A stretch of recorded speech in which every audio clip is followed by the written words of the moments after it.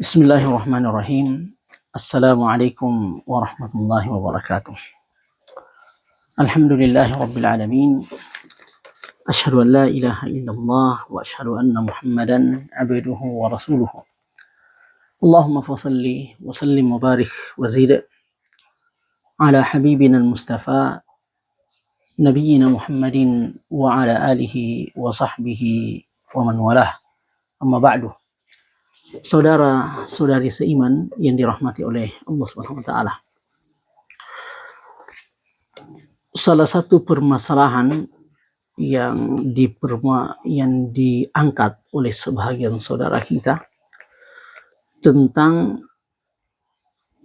berkurban, yaitu beberapa orang, tepatnya 7 orang atau kurang, mereka berkongsi untuk pengadaan seekor sapi atau unta untuk disembelih, dikurbankan di hari Idul Adha atau di hari-hari tasyrik. Ada yang mempermasalahkan apa dalilnya seseorang boleh untuk berkongsi dengan beberapa orang lain, maksimal 7 orang, dalam pengadaan sapi lalu dikurbankan. Para ulama, dan ini pendapat jumhur ulama dari Hanafiyah, begitu juga Syafi'iyah dan Hanabilah, mereka mengatakan iya, betul, boleh untuk berkongsi sebanyak maksimal 7 orang dalam pengadaan hewan kurban. Dalilnya adalah hadis yang diriwayatkan oleh Imam Nasai, Imam Tirmidzi, dan Imam Ibnu Majah dan lainnya, ya, dari hadis Abdullah bin Abbas radhiyallahu anhu. Ibnu Abbas mengatakan, "Kunna ma'a Rasulillah sallallahu alaihi wasallam fi safarin fahadara al-adha fashtarakna fil baqari sab'atun wa fil ba'iri ashratun." Arti hadis ini adalah Abdullah bin Abbas menceritakan bahwasanya kami pernah satu ketika bermusafir bersama dengan Rasulullah sallallahu alaihi wasallam. Lalu di saat tersebut tiba Idul Adha. Dan kami, kata Abdullah bin Abbas, berkongsi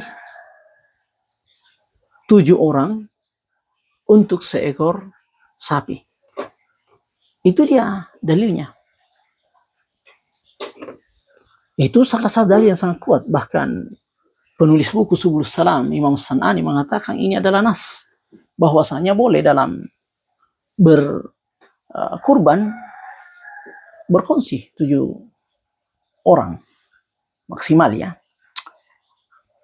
Beberapa ulama menjadikan hadis Umrah Hudaybiyah yang ada di Sahih Muslim, di mana Jabir bin Abdullah radhiyallahu anhu mengatakan, "Naharna ma'a Rasulillah sallallahu alaihi wasallam amal Hudaybiyah."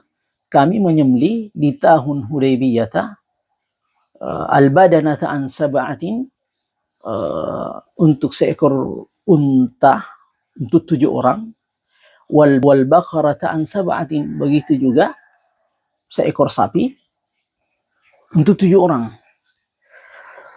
Mungkin timbul pertanyaan yang dilontarkan oleh beberapa temannya dan mengatakan, ini kan kondisinya katanya waktu itu musafir sehingga dibolehkan untuk berkongsi. Saudara seiman yang dirahmati oleh Allah SWT, musafir tidak ada kaitannya dengan ibadah kurban. Artinya tidak ada kaitannya, tidak ada pengaruhnya. Ibadah yang berpengaruh dengan kondisi musafir hanyalah salat, begitu juga puasa. Bagi orang salat dibolehkan bagi mereka untuk mengqasar, begitu juga menjamak sebagaimana kita tahu dan dalilnya ada. Begitu juga berpuasa dibolehkan bagi orang yang musafir dengan syarat-syaratnya, ya, bagi mereka untuk tidak berpuasa. Akan tetapi ibadah kurban contohnya tidak ada kaitannya dengan musafir. Mau berkurban di negerinya atau berkurban di perjalanannya di tempat lain, itu tidak ada kaitannya. Sama dengan zakat. Zakat mal contohnya atau zakat fitrah. Tidak ada kaitannya musafir, tidak akan merubah takaran zakat, yaitu 40% untuk zakat harta, tidak akan mungkin berkurang. Boleh katakan, jadikan saja 20% seperduanya karena dia lagi musafir. Jadi, musafir tidak ada kaitannya dengan hewan kurban, bolehnya bersekutu, bolehnya berkongsi dalam hewan kurban atau tidak. Oleh karena itu, para ulama kita menyebutkan hadis ini pada bab berkurban, ya, yang menyebutkannya itu contohnya Ibnu Majah dalam sunannya di kitabul adhahi, kitab berkurban, beliau memberikan bab di sini, angkam tujziul badanatu wal baqaratu, berapa dibolehkan untuk berkurban untuk seekor sapi, begitu juga unta. Jadi itu pemahaman para ulama kita. Begitu juga Imam Nasai dalam sunannya juga memberikan bab seperti itu. Beliau mengatakan babu ma tujzi'u anhul baqaratu bidhahaya, bab berapa boleh untuk seekor sapi pada berkurban. Sebelumnya bab ma tujzi'u anhul badanatu, apa yang boleh atau berapa yang boleh untuk seekor unta dalam berkurban. Ulama menyebutkan itu. Jadi tidak ada kaitannya dengan musafir atau tidak. Begitu juga ya, maaf ya. Itu juga Imam ini Sunan Tirmidzi, beliau juga menyebutkan itu, tapi di kitab haji ya. Imam Tirmidzi menyebutkannya dalam kitabul haji. Dikatakan babu maja'a fil ishtiraki fil badanati wal bakharati, bab apa yang ada pada berkongsi dalam al-badana, unta, begitu juga sapi. Dan itu juga yang dikatakan oleh Imam Abi Daud dalam sunannya, dan beliau menyebutkannya pada kitab berkurban, kitab Dhahaya. Beliau menyebutkan bab dengan judul babu fil baqari wal jazuri am kam yajzi. Beliau mengatakan bab pada sapi, begitu juga unta, untuk boleh berapa orang, seperti itu. Ini yang di pemahaman para ulama kita. Saudara seiman yang dirahmati oleh Allah SWT, hadis yang di Sahih Muslim yang dari Jabir radhiyallahu anhu, bahwasanya Nabiullah Muhammad sallallahu kami menyembelih bersama dengan Nabi 7 orang untuk seekor sapi, 7 orang untuk seekor unta. Banyak ya yang mengatakan bagaimana sembelihan ini bukan sembelihan sunnah ya, ini sembelihan wajib. Kan ayatnya itu yang di suratul Baqarah, Allah Ta'ala mengatakan, beberapa termasuk Ibnu Katsir mengatakan ayat tersebut turun pada perihal ini, perihal Hudaybiyah. Itu Allah Ta'ala berfirman, wa atimul hajja wal umrata lillah. Lalu di ayat itu, fa in uhsirtum famastaysara minal hadi. Apabila kalian terhalang mungkin dari musuh, mungkin terhalang karena kondisi penyakit atau kondisi apa sehingga tidak bisa menyempurnakan haji atau umrah, Allah Ta'ala mengatakan famastaysara minal hadi, apa yang mudah baginya untuk berhaji, untuk disembelih. Famastaysara minal hadi diistilahkan dengan al-hadi. Begitu juga lanjutan ayat ini di bawah dikatakan faman tamatta'a bil umrati ilal haji famastaysara minal hadi, dan barang siapa yang mendahulukan ihram untuk umrah, yang diistilahkan dengan tamattu dari haji, maka bagi mereka untuk menyembelih al-hadyu. Dan Nabi Muhammad SAW di situ berserikat dalam kisah Hudaybiyah tersebut. Yang ini ayat ini turun pada umrah Hudaybiyah. Terhalang Nabiullah Muhammad SAW di tahun ke-6, beliau mau umrah dengan para sahabatnya, namun terhalang oleh orang-orang kafir Quraisy. Akhirnya mereka tidak sampai ke Mekah dan mereka bertahallul di Hudaybiyah.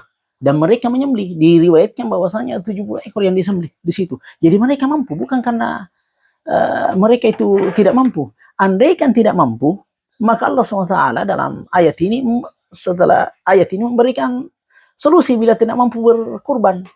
Tidak, Ta'ala mengatakan, "Faman tamatta'a bil umrati ilal haji famastaysara minal haji faman lam yajid." Dan barang siapa yang bertamattu ya, maka bagi mereka apa yang mudah untuk disembelih dari sebagai hadiah, lam yajid, barang siapa yang tidak mendapatkan. Artinya tidak mampu karena tidak mendapatkan hewan, atau mungkin tidak mampu karena tidak ada hartanya. Apa Allah Ta'ala mengatakan, "Fasiyamu salasati ayyamin fil haji wa sab'atin idza raja'tum." Maka berpuasa 3 hari di haji tanah haram dan 7 hari ketika sudah kembali ke tanah air. Jadi ketika tidak mampu untuk berkurban, ketika tidak mampu untuk menyembelih, maka solusinya adalah berpuasa. Jadi ketika Nabi Muhammad SAW di Umrah Hudaybiyah, mereka itu menyembelih seekor sapi untuk 7 orang, seekor unta 7 orang, itu artinya mereka mampu. Bukan tidak mampu. Andaikan tidak mampu, mereka tidak menyembelih. Akan tetapi mereka berpuasa. Oleh karena itu, sudah dikatakan mampu apabila 7 orang mampu berserikat, berkongsi untuk mendapatkan seekor sapi atau seekor unta. Untuk amanah ilmiah, barangkali penting untuk diketahui di sini, betul ada pendapat Malikiyah. Ada pendapat, dalam hal ini pendapat Malikiyah, yang mengatakan tidak boleh berkongsi dalam pengadaan sapi. Begitu juga hewan kurban, hewan kurban yang lainnya, contohnya unta, tidak boleh berkongsi pengadaannya. Tapi bukan seperti itu alasannya. Alasannya insya Allah Ta'ala kita akan bahas pada video yang akan datang. Apa alasannya Malikiyah sehingga mereka mengatakan tidak boleh berkongsi, bukan karena musafir. Jadi Malikiyah juga mengatakan mau musafir mau tidak musafir, kalau mau berkurban tidak boleh berkongsi 7 orang untuk pengadaan sapi atau unta. Mereka mengatakan mesti harus cuma 1 orang saja dalam berkongsi dalam pengadaan. Adapun pahala boleh diniatkan untuk sebanyak mungkin. Jadi Malikiyah sekali lagi, mereka tidak menjadikan musafir sebagai alasan untuk bolehnya berkongsi. Mereka mengatakan berkurban seekor sapi tidak boleh berkongsi, tidak boleh berkongsi. Harus 1 orang saja pengadaannya. Tidak peduli dia musafir atau tidak musafir. Sekali lagi insya Allah Ta'ala, pendapat Maliki supaya video ini tidak terlalu panjang akan dibahas pada video selanjutnya dengan izin Allah SWT. Makasih. Wassalamualaikum warahmatullahi wabarakatuh.